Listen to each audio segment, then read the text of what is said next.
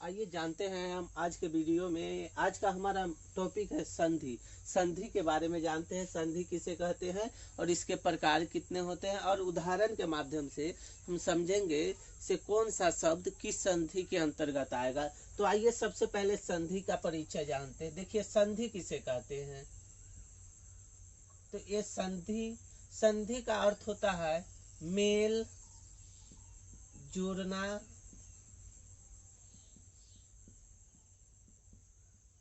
समझौता।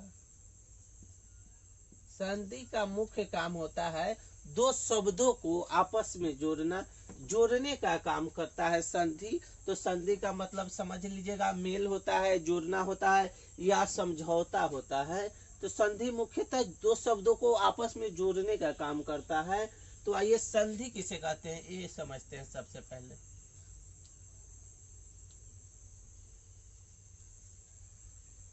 देखिए संधि किसे कहेंगे, तो दो या दो से अधिक, दो या दो से अधिक, दो या दो से अधिक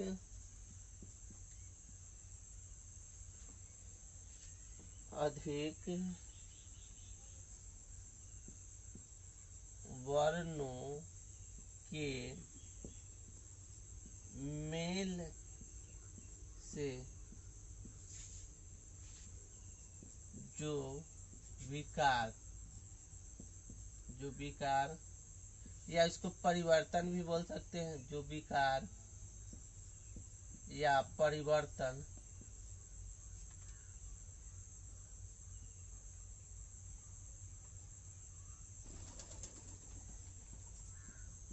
जो विकार उत्पन्न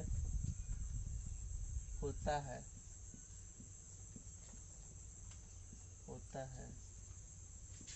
उसे संधि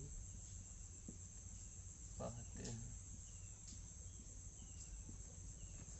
देखिए संधि मुख्यतः क्या हुआ, संधि जोड़ने का काम करता है, दो वर्ण को जोड़ेगा, दो शब्द को आपस में जोड़ेगा। तब मुख्यतः संधि का काम होता है मेल करना, जोड़ना या समझौता कराना। समझौता का भी अर्थ होता है आपस में एक दूसरे को जोड़ना। जैसे किसी प्रकार के झगड़े में देखते होइएगा समझौता कराता है कोई व्यक्ति, तो समझौता का तात्पर्य यही होगा कि दो व्यक्ति को आपस में जोड़ने का काम करता है। तो संधि का मुख्यतः क्या काम है, तो हम कहेंगे संधि मुख्यतः दो वर्णों, दो पदों या दो शब्दों को आपस में जोड़ने का काम करता है। संधि का मुख्य काम है दो वर्णों को आपस में जोड़ना। तो आइए समझते हैं संधि के बारे में। तो दो या दो से अधिक वर्णों के मेल से जो विकार उत्पन्न होता है, या ऐसे भी कह सकते हैं दो या दो से अधिक वर्णों के मेल से जो परिवर्तन होगा, विकार को यहाँ परिवर्तन भी हम कह सकते हैं। तो दो या दो से अधिक वर्णों के मेल से जो विकार उत्पन्न होता है उससे हम क्या कहते हैं, तो उसे हम संधि कहते हैं। दो या दो से अधिक वर्णों के मेल से जो परिवर्तन होगा उसे हम संधि कहेंगे। तो आइए जानते हैं, जैसे देखिए जैसे में देव प्लस आलय बराबर देवालय, देवालय, रामा प्लस ईश,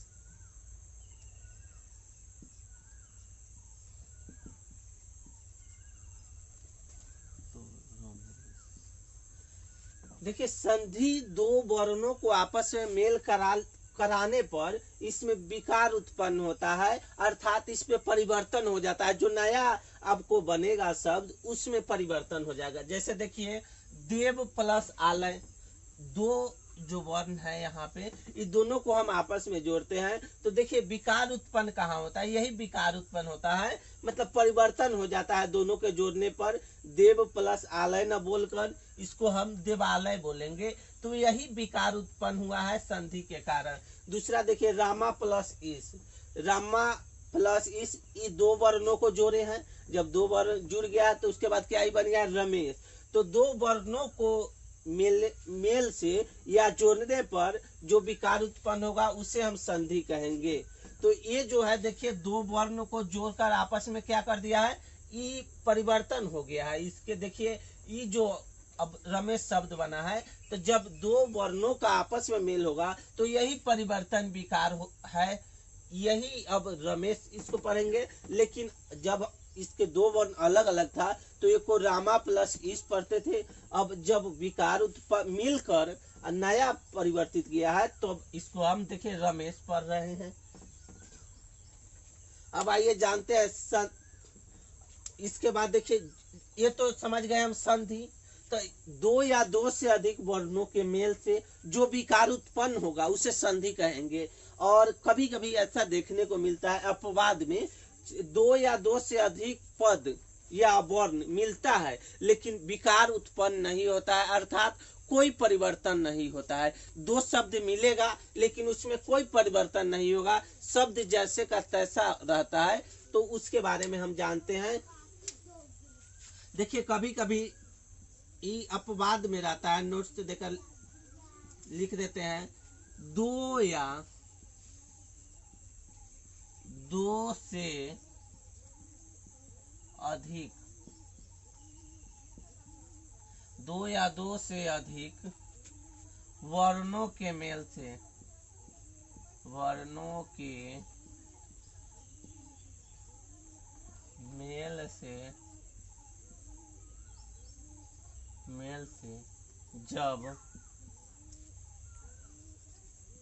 जब कोई परिवर्तन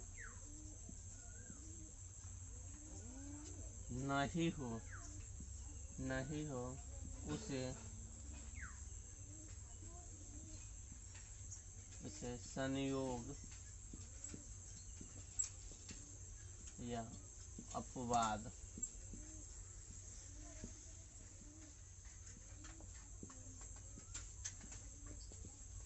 कहते हैं।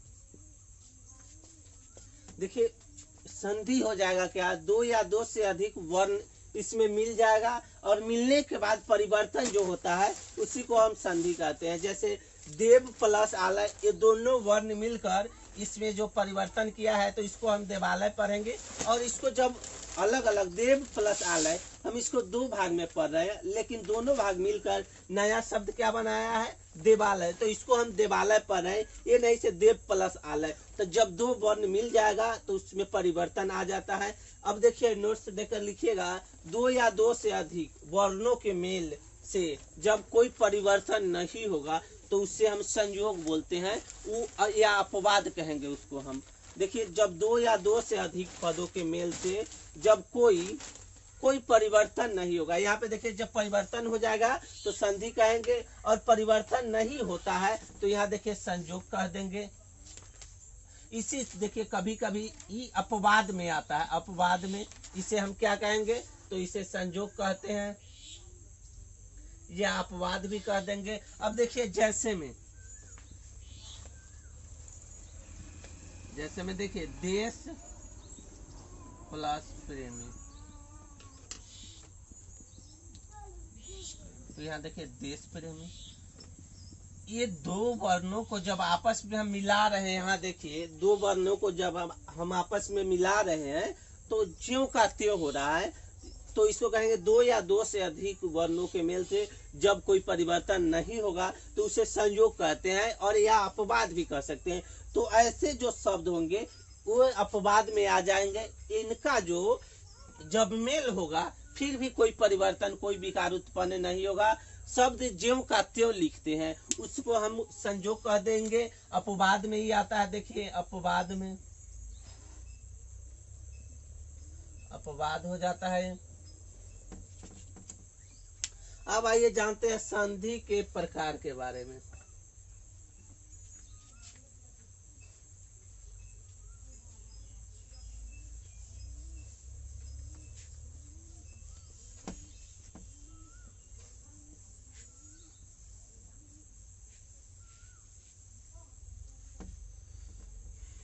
अब देखिए संधि का वर्गीकरण जानते हैं। संधि का वर्गीकरण, संधि का वर्गीकरण, संधि का वर्गीकरण कितने प्रकार से किया गया है?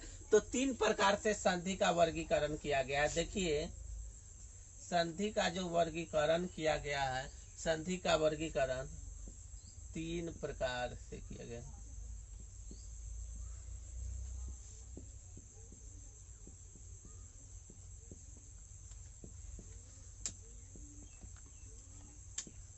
संधि का वर्गीकरण 3 प्रकार से किया गया है। संधि का वर्गीकरण, यहाँ देखिए संधि का जो वर्गीकरण है, देखिए उसको 3 भागों में बांटा गया है। यहाँ देखिए स्वर संधि, स्वर संधि, ध्वनि व्यंजन संधि, 3 में विसर्ग, विसर्ग संधि। देखिए संधि का जो वर्गीकरण कितने भाग में किया गया है? तो संधि का वर्गीकरण मुख्यतः 3 प्रकार से किया गया है, स्वर्ग संधि, व्यंजन संधि और विसर्ग संधि। तो आज का हमारा जो मुख्य टॉपिक है वो है स्वर्ग संधि के बारे में। आज हम लोग चर्चा करेंगे स्वर्ग संधि का। स्वर्ग संधि किसे कहते हैं और इसके प्रकार किसे कहेंगे, तो स्वर्ग संधि के कितने भेद होते हैं और सभी जो भेद है उसको हम विस्तार से समझेंगे। तो आइए सबसे पहले स्वर के बारे में जानते हैं। स्वर संधि के बारे में देखिए, स्वर संधि के 5 प्रकार होते हैं। स्वर संधि जो है इसके 5 प्रकार है। देखिए स्वर संधि के 5 प्रकार है। दीर्घ संधि, द्विमी, गुण संधि, गुण संधि, 3 वृद्धि, वृद्धि संधि, 4 में यन संधि, यन संधि और 5 में अयादि, अयादि संधि। देखिए संधि का वर्गीकरण मुख्यतः 3 प्रकार से किया गया है। तो देखिए संधि का यहाँ वर्गीकरण है स्वर संधि, व्यंजन संधि और विसर्ग संधि। स्वर संधि, व्यंजन संधि और विसर्ग संधि। तो आज का जो हमारा टॉपिक है वो स्वर संधि के बारे में है। तो स्वर संधि किसे कहेंगे? तो देखिए स्वर्ग संधि का जो वर्गीकरण है, भेद है 5 प्रकार के है। तो पहला है दीर्घ संधि, दूसरा है गुण संधि, तीसरा है वृद्धि संधि, चौथा है यन संधि और 5वां है अयादि संधि। तो संधि जो स्वर संधि है उसके 5 भेद यहाँ देखिए, दीर्घ संधि, गुण संधि, वृद्धि संधि, यन संधि, अयादि संधि। तो स्वर संधि के मुख्यतः 5 प्रकार है और इसी 5 प्रकार की चर्चा आज हम करेंगे।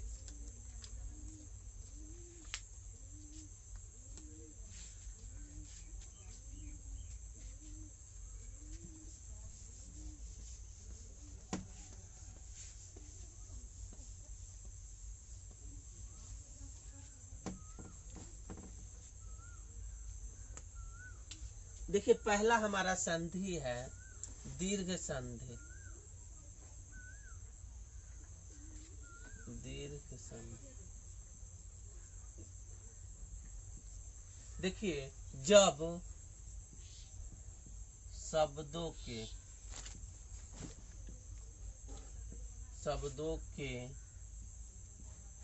बीच में, जब शब्दों के बीच में बड़ी मात्रा, जब शब्दों के बीच में बड़ी मात्रा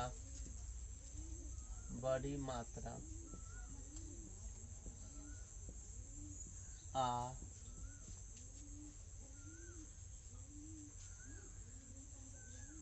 दीर्घ ई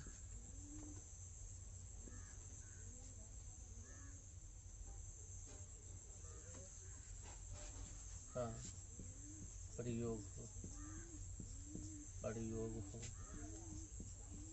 उसे देखिए दीर्घ संधि, दीर्घ संधि कहते हैं। देखिए तो दीर्घ संधि किसे कहेंगे, तो दीर्घ संधि मुख्यतः क्या होगा, जब शब्दों के बीच में बड़ी मात्रा का प्रयोग हो। बड़ी मात्रा का प्रयोग देखिए क्या होगा, जब शब्दों के बीच में बड़ी मात्रा का प्रयोग हो तो उसे हम क्या कहेंगे, तो जब शब्दों के बीच में बड़ी मात्रा का प्रयोग होगा तो उसे हम, देखिए जब बड़ी मात्रा का प्रयोग होगा तो उसे हम संधि कहेंगे। तो कौन सा संधि कहेंगे, देखिए तो मुख्यतः उसी संधि को जब बड़ी मात्रा का प्रयोग होगा, बड़ी मात्रा क्या है, आ है, दीर्घ ई है और दीर्घ उ है का प्रयोग होगा तो उसे हम दीर्घ संधि कहेंगे। तो बड़ी मात्रा का प्रयोग होता है दीर्घ संधि में, देख लीजिए जब शब्दों के बीच में बड़ी मात्रा आ का प्रयोग होगा, दीर्घ ई का प्रयोग होगा और हर्ष उ का, दीर्घ उ का प्रयोग होगा, हर्ष उ का प्रयोग होगा, तो उसे हम कहेंगे, जैसे देख लीजिए, जैसे में देवालय,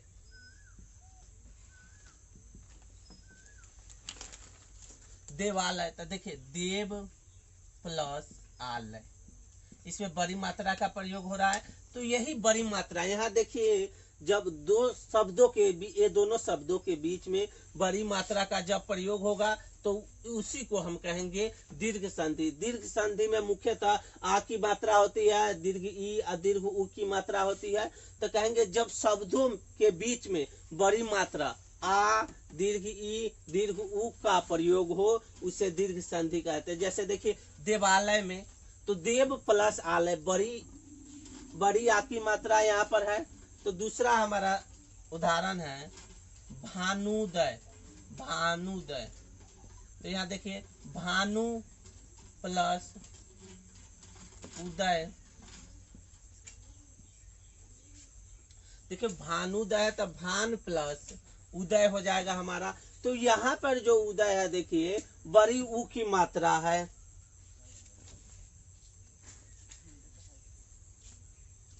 अब देखिए दूसरा हमारा संधि है गुण संधि, गुण संधि,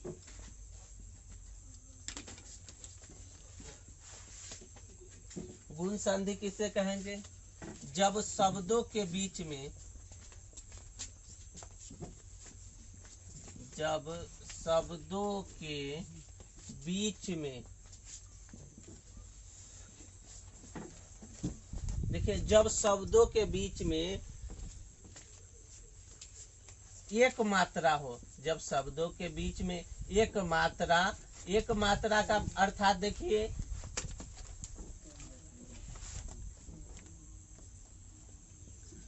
जब शब्दों के बीच में एक मात्रा होगा, एकले होगा या ओ की मात्रा होगा, मात्र एक ही मात्रा होगा, एक ही मात्रा का प्रयोग हो,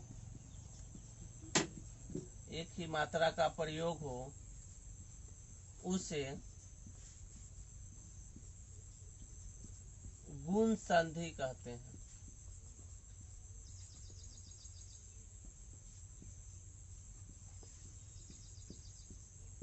देखिए गुण संधि क्या होगा, जब शब्दों के बीच में एक मात्रा होगा या एकले होगा या ओ का प्रयोग होगा तो उसे हम गुण संधि कहते हैं। जैसे देखिए नरेश, जैसे में देखिए नरेश जो शब्द है उसके बारे में जानते हैं। नरेश देखिए तो इसमें एक ही मात्रा है, तो इसको कौन सा, इस शब्द को कौन सी संधि कहेंगे, तो गुण संधि। तो देखिए नर प्लस इस, तो ये जो नरेश शब्द है यह मुख्यतः गुण संधि का है। और दूसरा उदाहरण है महोदय, महोदय, देखिए महा प्लस उदय, ये जो महोदय है महा प्लस उदय हो जाएगा महोदय। तो ये जो दोनों शब्द है देखिए इसमें एक मात्रा है एकले की और इसमें ओ की मात्रा है। तो जिस शब्द में एक ए और ओ की मात्रा होगा तो उस शब्द को कौन सी संधि कहेंगे, तो गुण संधि। जब शब्दों के बीच में एक मात्रा होगा या एकले होगा या ओ की मात्रा का प्रयोग होगा तो उससे हम क्या कौन सी संधि बोलेंगे, तो गुण संधि। गुण संधि में मुख्यतः याद करना रहता है एक एकले की मात्रा और ओ की मात्रा जिस भी शब्द में आ जाएगा उसको गुण संधि कहेंगे। गुण संधि में यही समझना पड़ता है मुख्यतः एक मात्रा का प्रयोग एकले हो या ओ हो, तो हम समझ जाएंगे कि कौन सी संधि है, तो गुण संधि। और दीर्घ संधि में बड़ी मात्रा समझना पड़ रहा है, आ की मात्रा, दीर्घी की मात्रा और दीर्घ उ की मात्रा, ये तीनों मात्रा स्पष्ट हमको याद रहेगा। जिस संधि में आएगा उसको हम दीर्घ संधि कहेंगे। और एकले की मात्रा और ओ की मात्रा जिस संधि में आएगा उसको हम गुण संधि कहेंगे। अब तीसरा संधि के बारे में जानते हैं, विरिधि संधि के बारे में।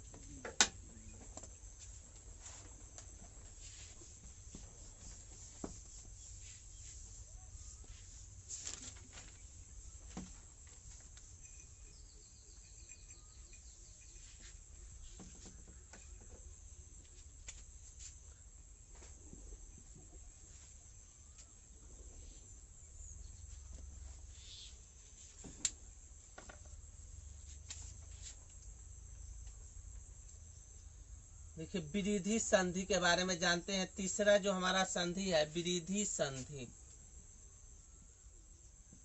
विरिधि संधि किसे कहते हैं, तो जब शब्दों के बीच में, जब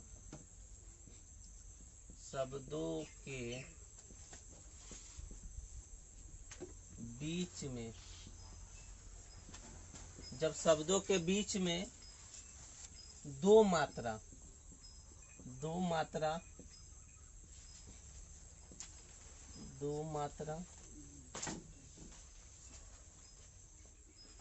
देखिए जब शब्दों के बीच में दो मात्रा का प्रयोग हो, उसे विरिधि संधि कहते हैं। विरिधि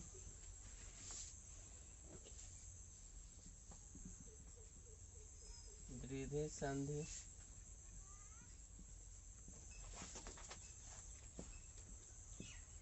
देखिए विरिधि संधि किसको कहेंगे, जब शब्दों के बीच में दो मात्रा होगा, देखिए उसमें एकले था, में दोल्हे है और औ की मात्रा होगा, तो उसे हम कौन सी विरिधि संधि कहेंगे। देखिए गुण संधि में था एक मात्रा, इसमें दो मात्रा है, तो जिस शब्द में दो मात्रा होगा उस शब्द को हम विरिधि संधि कहेंगे। जैसे देखिए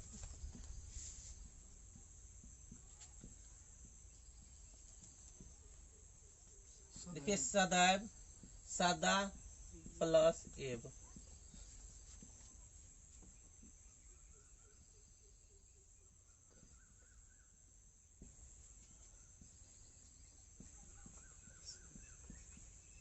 देखिए तो विरिधि संधि होगा, इसमें मुख्यतः दो मात्रा होता है, ए की मात्रा और औ की मात्रा। जैसे देखिए यहाँ पे ये जो दिए हैं ये तो एक मात्रा के लिए आता है और ये ए जो होता है वो दो मात्रा के लिए आता है।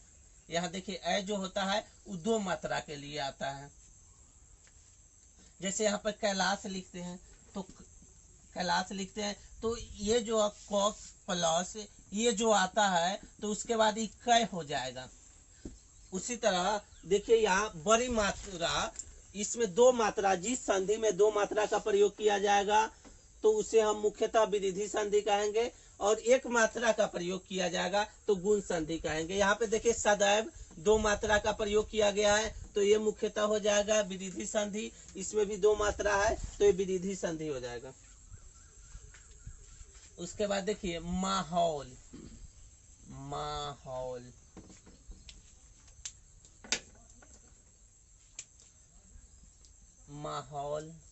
ये जो माहौल शब्द है, देखिए इसमें दो मात्रा है, औ की मात्रा है, तो जब दो मात्रा हो जाएगा तो उसको हम विरिधि संधि कहेंगे। देखिए ये जो शब्द है विरिधि संधि का उदाहरण है। अब चौथा हमारा संधि है यन संधि।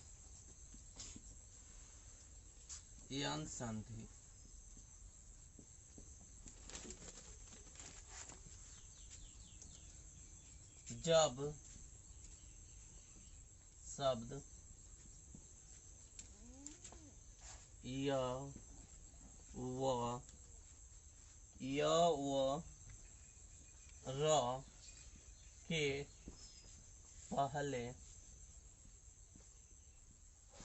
पहले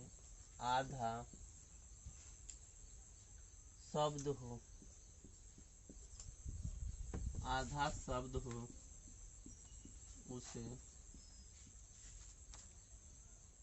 यौन संधि कहते हैं।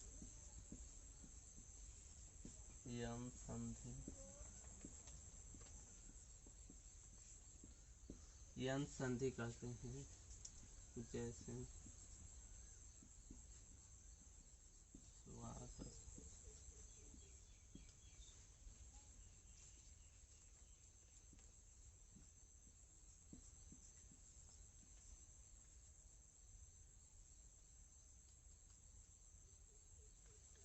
देखिए यौन संधि कहेंगे तो जब शब्द य व र के पहले आधा वर्ण होगा, ये तीनों से पहले जब आधा शब्द का वर्णन किया जाएगा, आधा शब्द के बारे में कहा जाएगा, तो उसे हम यौन संधि कहेंगे। यौन संधि में मुख्यतः क्या होता है, ये तीनों शब्द से पहले जब आधा शब्द का प्रयोग किया जाएगा तो उसे हम कहेंगे यौन संधि। यौन संधि में मुख्यतः य व र के पहले आधा शब्द हो, उसे यौन संधि कहते हैं। जैसे यहाँ देखिए स्वागत, व से पहले आधा शब्द है, तो ये जो स्वागत शब्द है यौन संधि में आ जाएगा। उसके बाद देखिए इत्यादि जो शब्द है, य से पहले आधा शब्द है, तो ये जो दोनों शब्द है मुख्यतः इसमें देखना पड़ता है, य व र के पहले आधा शब्द होगा, उसे यौन संधि कहेंगे। तो यहाँ देखिए व से पहले आधा है और य से पहले आधा है, तो ये जो दोनों शब्द जो है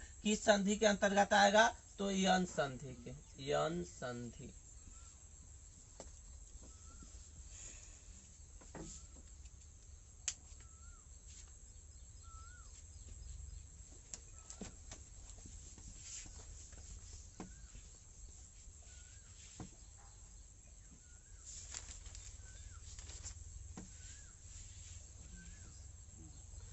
देखिए पांचवा संधि हमारा है अयादि संधि।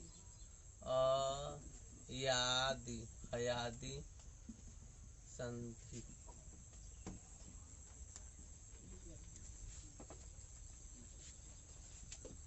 देखिए जब शब्दों में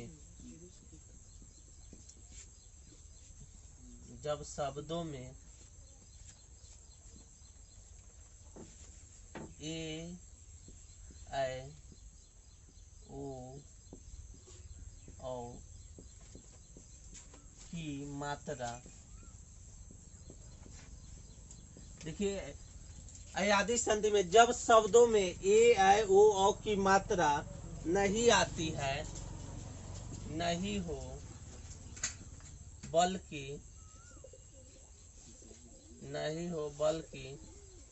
अधिकतम नहीं हो और अधिकतम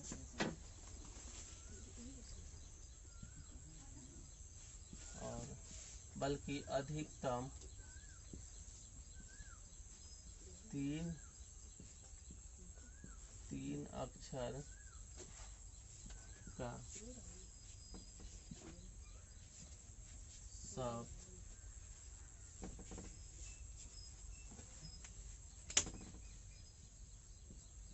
अक्षर का शब्द आए, उसे अयादि संधि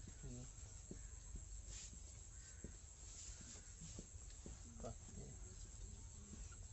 देखिए अयादि संधि किसे कहेंगे, जब शब्दों में ए ऐ ओ औ की मात्रा नहीं आएगा और अधिकतम 3 अक्षर का शब्द होगा, उसे हम अयादि संधि कहेंगे। मतलब बीच में जो मात्रा होता है शब्दों के बीचों बीच, उसमें ए ऐ ओ औ की मात्रा नहीं होगा, अधिकतम 3 अक्षर का शब्द होगा। जैसे देखिए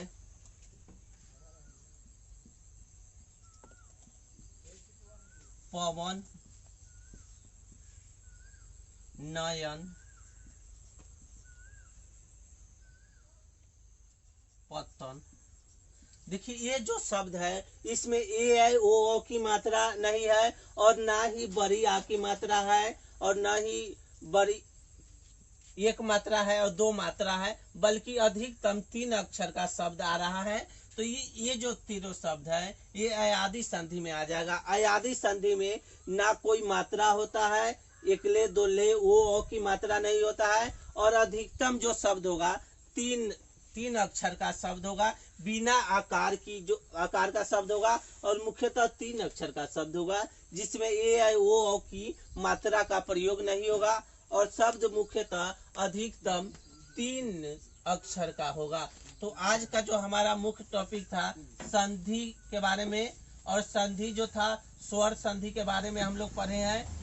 और अगला जो हमारा क्लास होगा उसमें हम व्यंजन संधि और विसर्ग संधि के बारे में पढ़ेंगे।